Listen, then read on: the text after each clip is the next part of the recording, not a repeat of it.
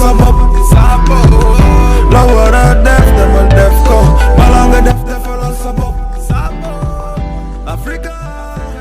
jërëjëf chers internautes de baoltimes.com ak chers téléspectateurs de Baol TV comme ni ngeen ko waxee woon seen émission spéciale Korité fi mu ne nii nag ñu daje Abdourahmane Dembali Abdourahmane salaamaaleykum baal leen ñu àq ci weer wi ñu jógee. waaleykum salaam Mor maa ngi nuyu téléspectateurs yëpp di leen baalu àq ci Korité gi di sant yàlla bu baax bi ñu mayee ñu fekke daaw fekke ren macha allah di sant yàlla bu baax di baal ñëpp àq di baalu ñëpp àq. ADL ba bokkoo ci ñi nga xamante ni dañuy daw koor gi njaaree ndax war a jóge feneen wala déet. non yàlla def na nag bokkuma ci ndax comme ni ma koy waxee rek man njaareem laa am mu metti njaareem laa am mu neex njaareem laa am mu tàng njaareem laa am yàlla def na nag début koor gi effectivement dafa fekkoon ma tukki mais ci biir mi koor gi ñibbisi naa te am na jour yoo xam ne wooree naa ko njaareem donc même bu dul dara sax bu ma ñibbisee barkeelu fii ci koor gi ci njaareem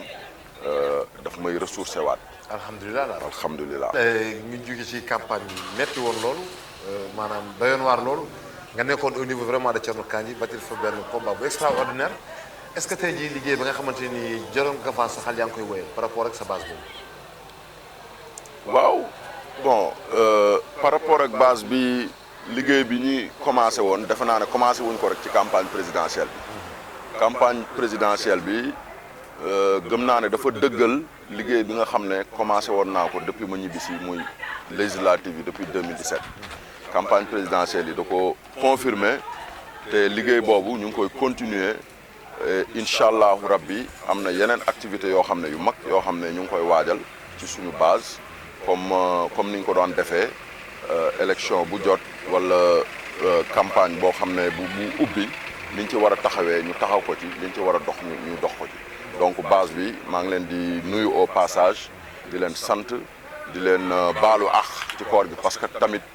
politique yombul dafa metti ma leen di baalu àq ci woo yi ma leen di woo ñuy ñëw di bàyyi seen activité di ma wuyu si ma leen ci baalu àq di leen ci jaajëfal bu baax di leen wax ne le meilleur reste à venir incha allah nañu jàpp rek teew a bàyyi li ci kanam rawuli bët ci campagne boobu lañ génn ADL bi ñu doon doxal campagne bi ñu bëri naan ADL di ko assimilé ak Dame Diop naan ADL ak Dame Diop ADL ak Dame Diop Dame Diop tey ñu nommé ko ba relation nga am bu particulier ak ki nga xamante ne mooy Dame. waaw sama relation ak Dame moom defe naa ne umpul kenn waxoon naa ko wax naa ko publiquement wax naa ko fu ne que man bi ma jógee France doon militer APR France jóg décidé pour ñibbi si Sénégal ñibbi si njaareem jàppale président Macky Sall ba ma ñëwee Dame Diop moo ma dalal Dame Diop moo ma dalal ci parti bi donc kooku defe naa ne tey suñu relation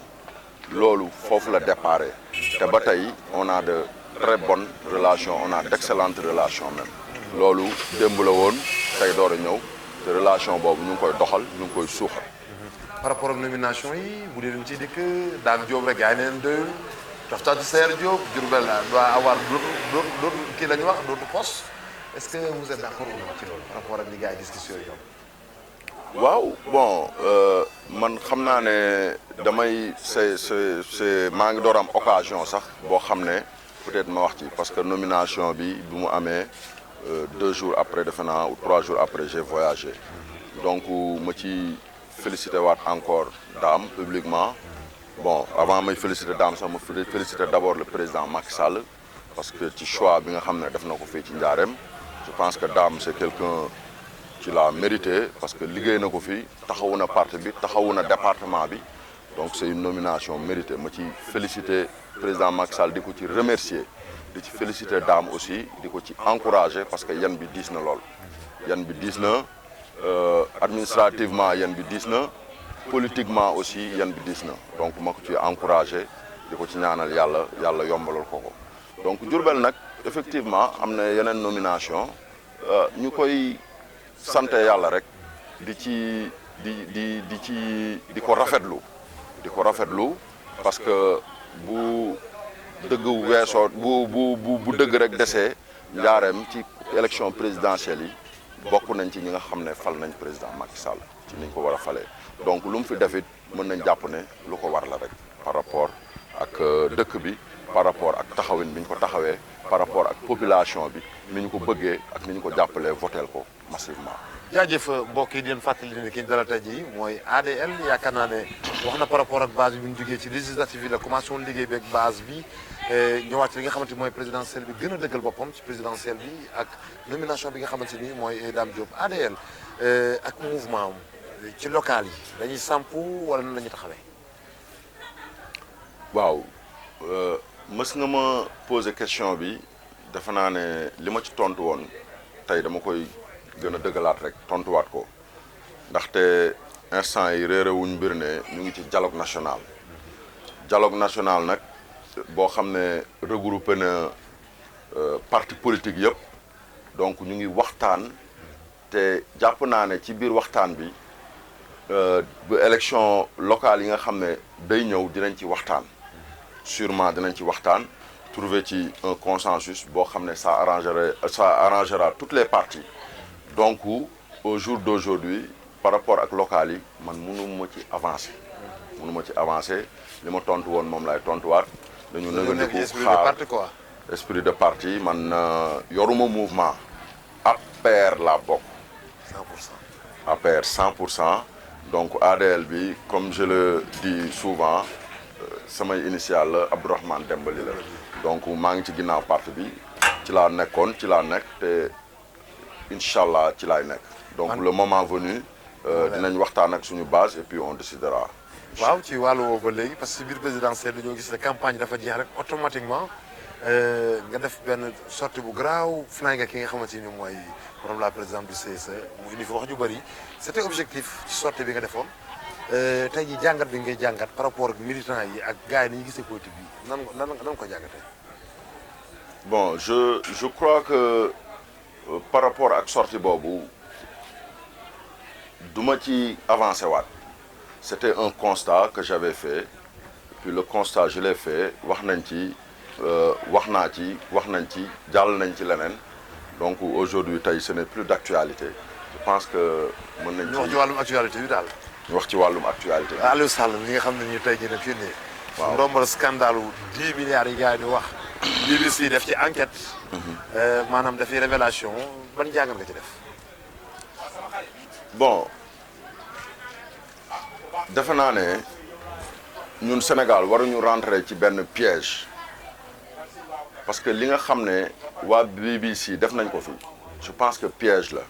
parce que jël des losers de la dernière présidentielle de petites gens yoo xam ne ils sont incapables de rassembler des signatures pour le parrainage à l'élection présidentielle ñu interviewer leen ba pare teg ko ne ñoom loolu mooy seen preuve ba pare taxaw ils ont menti naan waa Sénégal dañu manifester contre Aliou Sall par rapport ak Petro-Tim loolu musul am donc ñun waruñu dugg ci manipulation boobu nga xam ne dañ koy def ba pare di ko jaarale ci suñu biir parce que tey defe naa ne muy opposition muy pouvoir Sénégal yëpp benn la pétrole gaz yëpp intérêt Sénégal la donc je pense que manipulation yi war nañ ko éviter loolu je pense que c'est juste une cabale politique boo xam ne c'est orchestré par de petites gens donc defe naa ne noonu lañ ko mën a résumer pour l'instant. loolu lañ ko mën a résumer waaye bu njëkkee tamit ci wàll li nga xamante ni mooy gouvernement Macky Sall bu bees bi mu njëkkaatee gouvernement sobre vertueux moom la ñu ko wax ci mandat bu njëkk bi mais de jour en jour ñoo ngi koy gis chaque fois muy nommé ay nit gars yi bi mu njëkkee def nomination yi dañoo jàppoon na ca la yem mais ba léegi appareil étatique bi moo ngi regorgé waat ay yeneen charge encore. non je pense que état bi dafa war a fonctionner normalement. Réduire le train de vie de l'état defe naa ne aujourd'hui Macky mu ngi ci jël na ay mesures concrètes par rapport ak train de vie de l'état bi wax na ci affaire auto administration yi wax na ci dotation gasoil yeeg yooyu yëpp donc am na conseil des ministres yoo xam ne wax na ci ñu xool nan la ñu réduire budget bi cabinet nit ñi wàññeeku nañ ko waxal yàlla tey xam ne cabinet présidentiel ni mu tolloon ak au jour d'aujourd'hui fi mu toll wàññeeku na mais état bi dafa war a fonctionner service yi nga xam ne dañ ko war a doxal il faut Macky nommer fa ay nit direction yi nga xam ne dafa war a dox il faut aussi am ay nit yoo xam ne ñoo koy doxal pour dëkk bi continuer dox ñu doon doxee. ci wàllum emploi bi. ci wàllum emploi bi. je pense que promesse électorale bi mu defoon par rapport à 1 million d'emplois bi loolu mu ngi ci moom mu ngi ci liggéey gouvernement mu ngi ciy liggéey te incha allah jàpp naa ne dinañ ko atteindre parce que am na ay projets yu bëri yoo xam ne taxaw nañ te ñu ngi ci liggéey corrélation formation professionnelle emploi bi bu jëlee forme rek incha allah d'ici 5 ans comme fii mandat bi di jeex dinañ atteindre l'objectif là 2 millions. ngeen fàttali ne ki ñu dalal tey mooy ADL Abdourahmane Dembally Abdourahmane ñu di ko tuuti tamit ba léegi ci li nga xamante ne nii mooy Diourbel ak wàllum politique bu Diourbel mu ngi soppeeku ba nga fi ñëwee léegi yaa ngi gis ay coppite wala déet ak ki nga xamante ne nii moom la yàlla teg ci bopp bi muy Malick Fall liggéey bi muy liggéey da koy apprécier wala y a des choses à améliorer. waaw xam nga dëkk moom y a toujours des choses à améliorer. parce que toujours nit dafa fu mu nekk rek dafa war a wut perfection même bu affaire bi baaxee dañ ci war a wut perfection bon dëkk bi am na amélioration waxal yàlla tey jàpp ne am na amélioration man gis naa fi yoo xam ne peut-être avant amu fi woon autoroute bi mu ngi fi l'autre jour à Sarène Touré-Monde à Touré-Monde bon Touré-Monde def nañ fa waa LONASE def nañ fa centre bi inauguré nañ fi EDK loolu genre investissement yooyu moom la dëkk bi soxla ñun dëkk bi tey dañ ko war a bâtir investissement lañ fi soxla mënuñu toog rek tout le temps di xaar état bi non wala municipalité bi tout le temps mais il nous faut des investisseurs yoo xam ne dañuy ñëw investir fi doomu dëkk bi liggéey ci mu suuxat dëkk bi ñëpp jëriñu ci c'est ça qu'il nous faut aujourd'hui à Diourbel. loolu nag Abda ak ñi nga xamante ni ñoom la àndal liggéey nan lañ ci war a taxawee ñoom. bon xam naa ne du ma joxe exclusivité bi fii mais ñi nga xam ne maa ngi ànd ak ñoom di ci liggéey yàggul dara am na ñu ma ci waxtaanal France ga ma jógee tamit am na ñu ma ci waxtaanal mais incha allah bu sottee rek dinañ ci mën a wax. léegi da ngay làqatu Abda nanguta wax ci benn boo ko posé benn question bu tëj ko boo ko posé benn question bu tëj ko fan la Abda li jëm bëgg nañoo xam Abda liy vision présentement fan la jëm ci wàllum politique fan la Abda war a dem nii au niveau local. au niveau local bi mënugu ñoo wax parce que esprit de parti lañ nekk mais xam nañ ne APR pëcc xoo bi APR y a des guerres y a des querelles et partout est-ce que APR dañu ànd d'ailleurs. APR dañoo war a ànd. mais est-ce que dañu ànd. APR dañoo war a ànd. dañoo war a ànd dans la mesure où esprit de parti du président nee na dafay organiser parti bi. bu ñu defee dialogue bi ba pare. dina organiser parti bi. bu ñu paree dialogue organiser parti bi. mais bu boobaa nous serons obligés ñu ànd parce que parti bi si c'est bien structuré ku ci gisul sa bopp xëy na da ngay génn ci parti bi mais doone da ngay def loo xam ne day parallèle ak organisation parti bi ak li nga xam ne charte parti bi la ak li parti bi tëral ak ni ñu nar a demee ci local yi par rapport ak parti bi et même je dirais même la coalition bon Abdourahmane nag man sa personne importe peu man li nga xam ne moo ma taxoon a jóg ci laa nekkoon démb te ci laay nekk suba mooy liggéeyal le président Macky Sall liggéeyal naa ko ba fii donc damay xaar tamit incha allahu rabbi ba nga xam ne local yi ñëw na li nga xam ne moom la namm ci parti bi incha allah man ci loolu laay dox. mais bu nemmee ci loo xamante ni ça va à l'encontre non ça ne va pas à l'encontre vraiment des doléances des Diourbellois est-ce que da nga ci ko cher. Diourbel chaque jour ñu wax ko Diourbel ci Sénégal la bokk. comme Diourbel ci Sénégal la bokk président mënul namm loo xam ne ci parti bi ak namm loo xam ne ci Diourbel ça va à l'encontre de l'intérêt des Diourbellois loolu xel daju ko bon loolu xel daju ko donc président lu mu fi namm rek lu damay jàpp ne lu baax la ci dëkk bi parce que njaareem Diourbel ci Sénégal la bokk te état bi rôle bi nga xam ne moom lay joué ci yeneen dëkk yi mu ngi joué Dakar di ko joué Tamba rôle boobu lay joué aussi au niveau de Diourbel. léegi ñiy wax ci réseaux sociaux yi wala yeneen di critiquer les leaders de l'APR ne ni ñu bëree seulement ils sont tellement pléthoriques mais amul benn lu ci fës ci njaarim nan ngay tontu. bon xam nga wax ne leaders yi leader yi dañoo bëri loolu c'est relatif. Tu sais pourquoi c'est relatif tey bu ñu fekkee ne dañu jël population Sénégal nombre bi ni ñu toll plus de 15 millions ñu jël les nombres d'inscrits ñu nekk ay 4 millions votants yi duñu ko sax mët ay 6 millions bokk votants yi duñu ko sax mët donc nga jël localité bu mel ni Njaareem nga compter nga ne leader yi 20 la wala 50 la xam nga loolu c'est relatif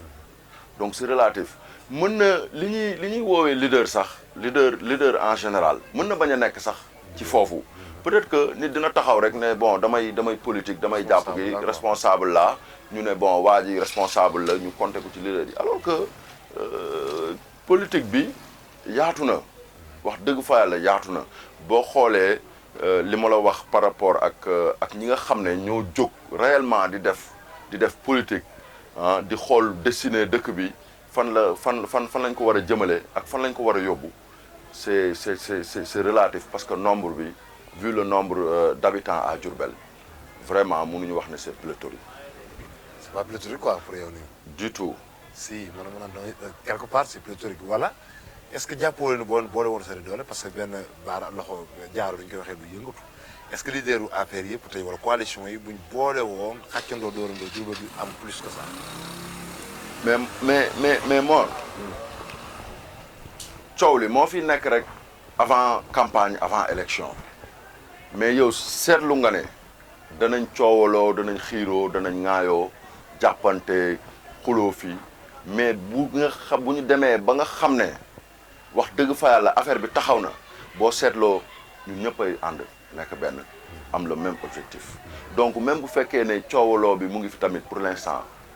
je dirais que c'est de bonne guerre ay coowaloo de positionnement la mais le moment venu en plus ñu structurer parti bi je pense que benn bloc bi nga xam ne moo fi amoon ci législative yi am fi ci présidentielles yi moo fi am aussi ci local yi en tout cas c'est man loolu laa jàpp daal. loolu nga yëg daal. loolu laa jàpp. ADR yaakaar naa ne fi mu ne nii ñoo ngi waaj a jeexal sunu waxtu li nga xamante ni moom la ñu mayoon ci émission bi tey jii boo doon wax sa kàddu gu mujj yi nga xamante ni mooy bawol yi nga xam ne dañoo génn nekk ci Europe nekk feneen lan nga leen wax. waaw ñi nga xam ne yàlla dafa def ñu génn nekkuñu Diourbel dëkk Diourbel bëgg Diourbel man li ma leen di ñaax rek mooy Western Union yi c'est très bien parce que ñu ngi dimbale famille yi ñu ngi dimbale seen famille ñu ngi ci yor seen njaboot mais tamit bu ñu mënee di lëkkaloo dëkk yi ñu nekk di wut ay investisseurs ak ay partenariats di ko indi ci dëkk bi je pense que ku ci ne fi nga nekk localité bi nga nekk boo ci jéemee lu mu tuuti rek nga indi ko Njaareem fexe ba partenariat yooyu ak investisseurs yooyu ñëw Njaareem defe naa ne suñu dëkk bi danañ ko romb danañ ko mën a tabax comme il faut mu raw ci mu jaaree fa raw ci dëkk yu bëri parce que wax naa la ko sànq defe naa ne Diourbel tey du municipalité wala état bi rek moo ko mën a doxal mais des investisseurs privés defe naa ne buñ ci dugalee seen loxo rek dëkk bi dina décoller te dafa war a décoller te dina décoller incha allah. yaakaar naa dañoo waaj sax mais faaw ñu indiwaat question bi dëkk bi est-ce que investisseurs dana yomb pour ñuy dëkk souvent parce que